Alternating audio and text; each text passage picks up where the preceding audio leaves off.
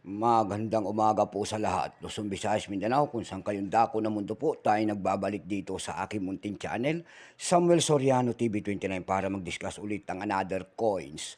At ito po ay ating hiling, mangulikta ho ng barya, kaya ho tayo nandito nagsisiling ng kanilang mga halaga.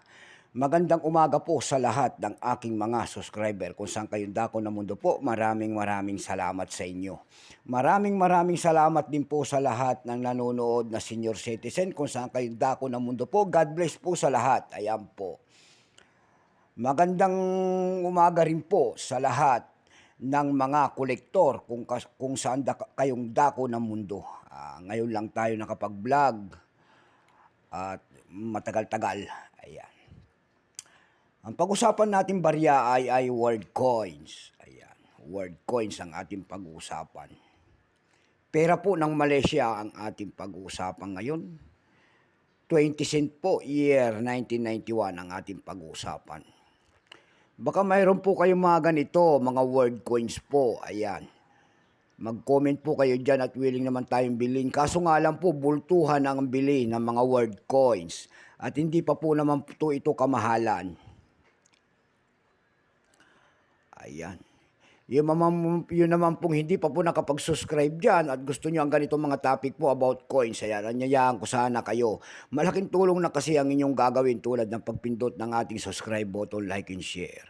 Para ma-update po kayo sa mga latest ko pang gagawin mga video po.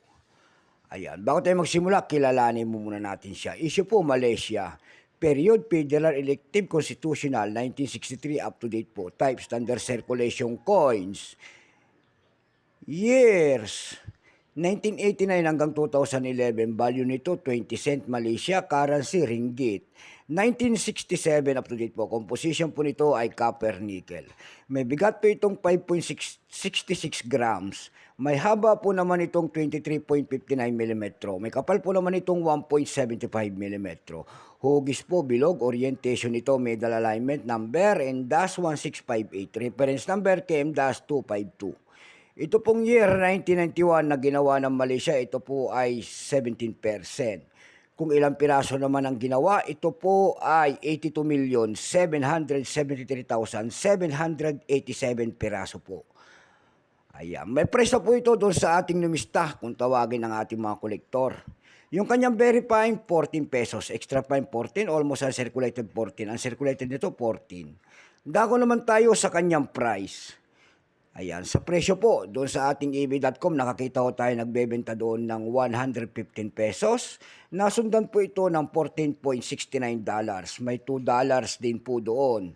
At 360 pesos. Nasundan ito ng 366 pesos.